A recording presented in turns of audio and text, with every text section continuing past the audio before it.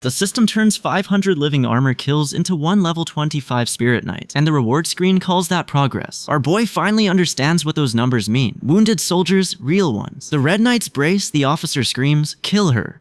And 4 heroes die in the span of one order. 10 years after release, somebody finally clears Protect the Empire. The knight drops, the victory banner pops, and Ash is out of his chair screaming at the monitor. His final shot killed the Spider Queen and shut down her army. Then the director serves him a stage that shouldn't exist, and the laughing stops on a battlefield that has him whispering, "What the hell?" And the impossible game congratulates our boy over a battlefield full of corpses. He brags he was born to clear games, then stares at the cost. A notification pings and our boy checks it, already wondering who can even contact him. Nobody messages the guy who beat the unbeatable game, but a hooded man flashes a smug thumbs up before the message recruits him directly. "You're qualified. Come here and help us." The game thanks him for playing, then reality answers with an electric blast. The footslogger stares up through the smoke, asking what the hell made that noise, while our boy drags himself from the rubble, groans, and orders his battered body to rise. Then spear troops charge straight into the chaos, while our boy stares around sweating, asking if this is actually a war. Then a knight approaches and he scrambles backwards, screaming, "Stay back!" The soldiers freeze, their commander is cowering on the ground. Ash recoils in pain as Ken closes in, but the footslogger orders everyone forward. One fighter gets skewered immediately, and the ugly thing reaches down for the bloody aftermath. This tutorial kills people. Our boy faces the giant spider as it screeches in his face, and our boy grits his teeth, ready for hell. Beside him, the footslogger's legs are shaking, but he plants them and refuses to move. So the green slime crashes through the slashes and projectiles, shredding the ground, and Ken freezes in tears. He knew it. The impossible stage is real, and he's standing inside it. Our boy and Ken brace as the monster swarm pours over the walls, and he starts trembling because he remembers this nightmare. Back at his keyboard though, the gamer was screaming, "God damn, I actually cleared it! That guy has no idea where his prize is about to take him." The webcam kicks on while the streamer surveys his brutal clear. Viewers wanted every character alive, but the throne room is a graveyard. Then chat calls the hated level beatable, and he laughs, asking where his damn award is. And the game director messages Ash, calls him classic gamer geek, and claims Protect the Empire as his baby. The kid rereads it, confusion lasts 2 seconds, then he grins, "Let me get this straight." Yeah, he's interested. Everything goes dark. A blast sends the footslogger yelling for answers. Our boy coughs up soot, spots the incoming attack, and realizes the castle is getting folded. He orders everyone to stop them. The tin suits charge. The tin suit whirls around, raises his sword, and screams for the threat to stay back. Our boy forces himself up, coughing and asking if that explosion was a bomb. Yeah, tutorial's going beautifully. Then the warning comes too late as enemy infantry breaks into the fortress. One attacker strikes down a soldier. Beside our boy, a sword slash tears through a giant monster and buys him time. The knights scream that infantry breached the line, but the order dies halfway when a fighter drops bleeding. Now our boy is left facing the giant spider and another ugly. Ash survives the clash. Ken grabs his own head, sobbing as he asks whether our boy is hurt. Before they can breathe, another impact rocks the walls. The kid raises his sword while the ugly pile floods in. Nightmare difficulty, naturally. So our boy throws both fists up because he finally cleared the damn game. Chat loses its mind over the first ever win. Then a viewer drops 300,000 won. He thanks them, still amazed people pay to watch him play. With the boss mob dead at his feet, our boy finally connects the viewer's comment to the computer suddenly processing something. Then the director's message lands, and he jolts upright, hand freezing on the mouse. Yeah, victory party officially cancelled. Reality glitches sideways. A huge explosion detonates nearby. A footslogger spots something dropping toward them and screams, "What the hell is that?" Whatever is falling doesn't wait for an answer. And an enemy blast rocks Ash so hard he freezes, staring at a battlefield that has stopped obeying his controls. The tin suits charge through the chaos yelling, "Our boy!" because their prince is standing there stunned in the middle of the slaughter. Our boy realizes the trembling knight is aiming past him, then reaches for the fallen tin suit with a quick "excuse me." A gloved hand slams the ground, power erupts, and the infantry warning snaps him straight into command mode. The lifted body crashes down, and the kid freezes at the slaughter. What the hell? But the giant spider is still moving, so our boy answers with a vicious slash that tears through it. One kill down, the counter barely moves. Then our boy snaps awake, questioning reality, then spots the threat and panics. Is this seriously how I'm going to die? But something unexpected stops him cold, and the kid jerks around like death missed its appointment. Ken grabs Lucas by the shoulder, startling him, but reunion lasts half a second because explosions hammer the walls and a horned ugly leads the swarm in. Worst welcome home party ever. This game was so brutally difficult that nobody cleared it for 10 damn years. Our boy finally beats the thing, leans back laughing that his controls are basically illegal, then slumps between the monitors shoulders, remembering how many soldiers his winning run sacrificed. Yeah, victory tastes awful now. So our boy tells chat he's grateful for all the fun times, and a viewer immediately calls the lie. Then the notifications keep stacking up faster than he can dismiss them. He suspects the hooded man wants attention and asks whether the director watched his streams. So the corrupted broadcast knocks our boy unconscious before he can investigate. He wakes when an explosion throws him into the fortress. The impact leaves him bloodied, confused, and exposed during the siege. A meteor comes screaming toward the battlefield. Our boy is still asking what the hell is happening when the knights rush him. One tin suit realizes he threatened royalty, collapses, and begs forgiveness. Nobody gets answers because the prince gets knocked airborne toward the ground. And a huge attack tears across the fortress while the defenders contain the breach. Soldiers charge before the monsters can reach their position. One clawed creature knocks their weapons aside and leaves the defensive line exposed. The ugly shrieks and stares them down, but our boy slices straight through the spider monster, sending the wounded bastard tumbling backward into darkness. Ken bolts over, drops beside the injured prince, and asks what happened. Then he freezes, thinking, is this really Lucas? Identity crisis, terrible timing. Then our boy realizes he has landed inside the game he beat, right as explosions hammer an armored ugly and the footslogger starts screaming. He beat the game and the prize was getting dropped inside it. A smug voice claims he warned everybody, snapping the streamer toward a notification. He admits those game deaths feel awful, but when chat calls his sympathy fake, he protests. The official homepage vanished years ago. The gamer just blinks. The streamer awkwardly addresses the hooded man, then laughs like that fixes anything. Suddenly, the game thanks Ash for playing Protect the Empire. Yep, nightmare difficulty officially cleared. So our boy charges in screaming, but a gloved hand calmly plants in the rubble before another blast folds him. Meanwhile, the tin suits keep stabbing at the hooded fighter. The masked knight charges in, asking if our boy's alive, then begs your highness for mercy. Meanwhile, the kid's pinned and shaking as the scorched battlefield smolders around him. The tin suit charges and cleaves through the enemy while our boy stands amid the wreckage, arm raised. Then a spiked threat rises because nothing in this tutorial stays down on the first hit, and our boy finishes the spiders so brutally the footslogger starts trembling. Then a scythe swings up and he's like, you've got to be kidding me, before his power fires back. The young man points at the tin suit and starts shouting accusations, but Lucas whips around, warning, turn, I'm inside. Before anyone can unpack that mess, fire blasts slam into the ugly pile and the defense turns violent. Explosions hammer the armored monsters and rock the fortress. Ken warns that the spider army is charging, grabs our boy, and drags him through the swarm whether he likes it or not. Then the tin suit orders the mob in boots to stretcher anyone still breathing. Our boy grills Lucas for the date and location, then grabs his head and shouts his own name, still hoping this is just a very committed nightmare. Inside the fortress, our boy confirms he's trapped in the tutorial stage. He remembers that it's impossible to clear. Panic nearly takes over, but he searches everything he knows for a way around the scripted defeat. A knight demands news on reinforcements. Our boy storms in, announces he's cracked the impossible defense, and pulls Lily into the plan. The unbeatable tutorial just met the one man who's already beaten it, so a skeletal armored figure looms over the bloodied Emberhead. Meanwhile, our boy assigns tomorrow's jobs. Ken will tank the monsters and steal their attention, while the footslogger's face says he'd rather have any other assignment. The frightened survivors hesitate, so Dude invokes his authority as the Emperor's son and the fortress's chief commander. They accept their assignments, and Ash prepares to use every defender's abilities against the approaching monsters. The guy finishes the plan while the battered base endures the Black Spider Army's final assault. Ken reports that sunset is driving the monsters back, giving them the short break our boy expected. So Lucas confirms it's the final day of February, Imperial Year 649. That proves the kid is trapped in the unwinnable tutorial as its infamous prince. Every defender except Lucas is scripted to die here, which means bro must change that outcome to save them. Our boy pushes down his panic and focuses on beating the tutorial's fatal outcome. He summons the remaining defenders and opens the emergency briefing with, great, you're all here. Ken arrives angry and refuses to trust this guy, while Damien can barely control his fear. Still, survival depends on Ash's new plan. Damien answers, yes, your highness, and accepts the order. And the kid orders Ken to enter the enemy camp and disrupt the spiders. Ken calls it no strategy at all. Our boy draws his sword. Our boy makes the terrified knight listen, because their usual tactics guarantee death. But bro still struggles to accept that he's trapped inside the game. His knowledge gives them one opening because the Black Spider Army stops moving after sunset. Ken holds the defensive line. Ken says they only need to survive until then. Ken calls him your highness, and Lucas confirms the date from his memory. The kid realizes he's become the Empire's psychotic third prince. His terrible commands made him the fortified city's worst commander and wiped out most of its forces. Then our hero remembers that defeating the Black Spider Army normally takes 2.5 years. Ordinary combat can't win this tutorial assault. He steadies himself, pauses the system, and searches his options for another solution. So Ash demands reinforcements, confusing Ken and the surviving troops because the original strategy never included them. them. He spots Damien among the survivors. Damien is still grieving the comrades who died under his command. Then our boy decides to use Damien offensively. Despite his usual role as healer, he's rebuilding the defense around abilities nobody expects. As Ken rejects another reckless order, Ken accuses Dude of killing everyone with his earlier misinformation. So Ken panics after confronting him, but the kid confirms his reputation and calls himself a complete psycho. Another attack interrupts them, and Ken shields our boy despite fearing and resenting him. Our boy can't understand why Ken protects him while calling him Your Highness. Now the kid turns back to the battle with only 30 minutes until sunset. That timing confirms he's inside the tutorial of Protect the Empire. He replayed this scenario hundreds of times across half a year. Iron Man mode removes saving and loading, so every mistake is permanent. One defeat ends the entire run. Bro pushes through his panic, pauses the game system, and searches for a way to prevent the scripted massacre. Now Ash orders a knight to summon reinforcements immediately. The knight objects because the guy has never called them before. Our boy cuts him off and demands obedience, while Lily watches him abandon the tutorial's established course. Damien sits apart until someone asks the kid to spare him. Instead, Bro gives the healer an offensive role and orders him to snipe crucial targets. Damien stares at him and asks, "I beg your pardon, Your Highness?" Now our boy explains that normal tactics can't clear this infested battlefield. Every survivor must use abilities they've overlooked, so he demands they admit they already have the skills his plan requires. And Ken feels the source of the spider attack pulsing nearby. He grabs his weapon, draws his blade, and commits to his plan as the battle nears its end. And by nightfall, the Black Spider army lies dead across the battlefield. But this guy is still trapped inside the infamous Prince Ash. He hates that he became the commander responsible for sacrificing these soldiers. The kid steadies himself and relies on everything he learned during his original playthrough. He pauses the tutorial and studies its information, searching for a way to overturn the scripted defeat. Then